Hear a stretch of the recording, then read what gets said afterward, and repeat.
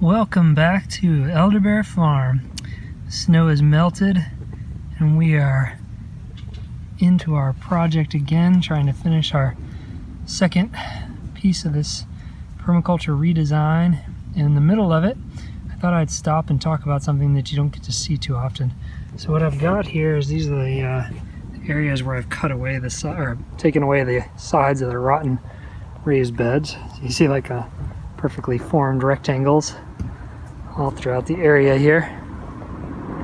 And one of the things that's really cool is you get to see the soil layers. And so here's a really good example. When I first built these, I put topsoil down here, just some kind of cheap infill local topsoil, which was what I wanted because I knew I'd be amending it myself. And then over the years, these beds were here for 6 to 7 years, somewhere in that area.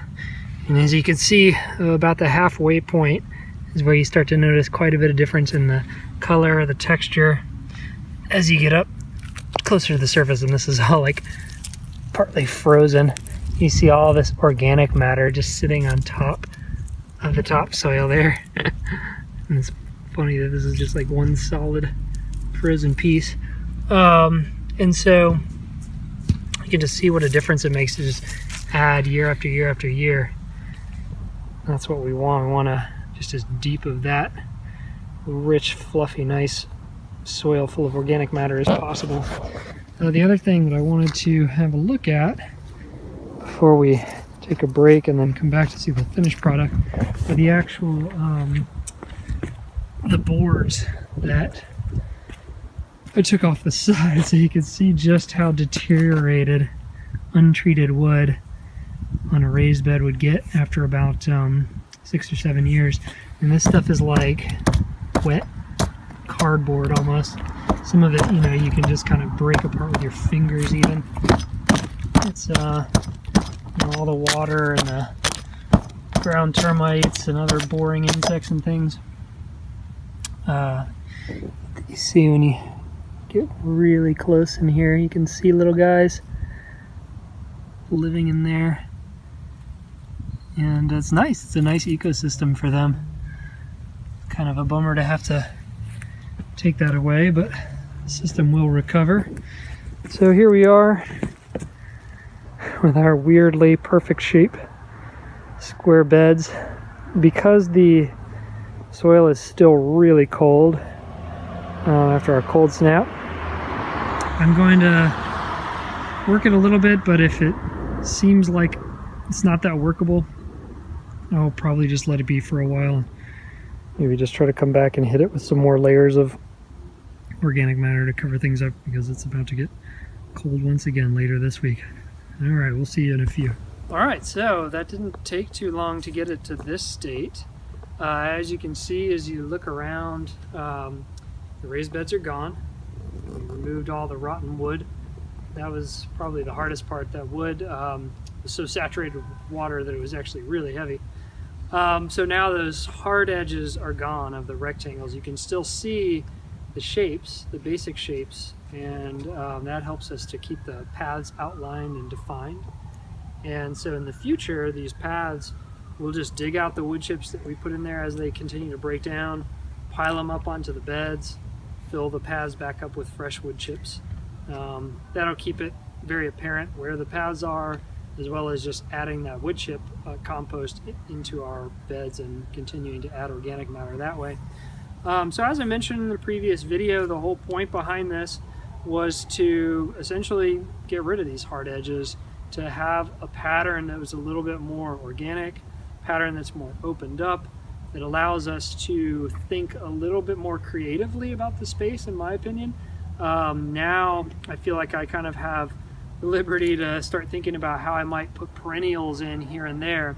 Over to this side, where you can see the last bed meets the apple tree guild, I feel like now I'm going to have a little bit more of a seamless flow to that space than I did before. Before, you had the hard edge and it felt just very defined. Now what I may end up doing is kind of adding a few more plants over there that sort of start to lend themselves to the apple tree guild. Again, directionally, this is south and north, east, west, and the sun in the summer comes up here and heads this way. So I'll be thinking a lot about how to use some of these plants, maybe some perennials that'll be here, be here longer, more or less permanently, for things like shade, things like natural trellises. One relationship I've used in the past that I really like a lot is the gummy berry as a trellis for the tomatillos. Tomatillos kind of blow up and go crazy, and I like to let them do that because they're very productive for me when I let them do that. So I can just drape them all over the gummy. It's such a hardy bush, you know, it's not going to hurt that gummy berry bush at all. So I'll think about those types of creative ways to use this space now. I will continue to use it as part of my annual bed rotation because it's really far away relative to my property to the other annual vegetable beds, and that gives me a really good kind of buffer zone to cut down on pests and disease problems as I rotate crops through every few years. The last piece where you can see the unfinished product, where we still have the brown bags and just a little bit of compost piled on top of that. I'll be coming and filling those up with a mixture of soil and wood chips that I have on another piece of the property.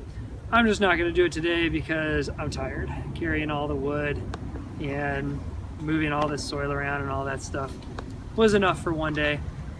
So hopefully we'll get that part completed, but you can tell by the shapes of these, you know, how that will add to the project, what that'll look like. We'll gain a ton of extra planting space. As you go further to the south, you end up with more shade than the rest of the area, especially earlier in the spring and later in the summer when the sun dips further to the south, and that's because of some of the taller trees that we have on that south side. So I like that though, because that gives me something to play with in terms of microclimates. I just have to think very intentionally about how to use that space and connect it to the rest of these. So hopefully this has been helpful in some ways for you to maybe imagine if you don't have anything right now and you're thinking, should I do raised beds, should I do in-ground, this might help you persuade you one way or the other, because like I said in the 1.5 video, both have merits. They're both good for different circumstances, but hopefully I gave you some helpful information that'll help you make some of those decisions. Hopefully can have learned a little bit about permaculture and what it's about by the way we've talked through this reconstruction and the way we envisioned it. From my head, I didn't do anything in paper, but for a lot of you, I know you'd like to get out and do a nice design ahead of time, maybe even get measurements and try to be a little more precise and a little more pattern intentional, which I definitely would have done if this was a brand new space. But like I said before, since we're getting rid of the raised beds, that was already something that was here for me to think about. I didn't want to do a lot of work, so I kind of kept the basic shape that they had here already. Hopefully this was helpful. If you liked it, put a thumbs up, subscribe. We're going to have some great videos coming up on water management. That's another good thing I want to talk about this winter. A couple other things. I want to cover the topic of how I got into permaculture, why I think it's so fantastic. So stay tuned, and we'll see you back here next time at Elder Bear Farm.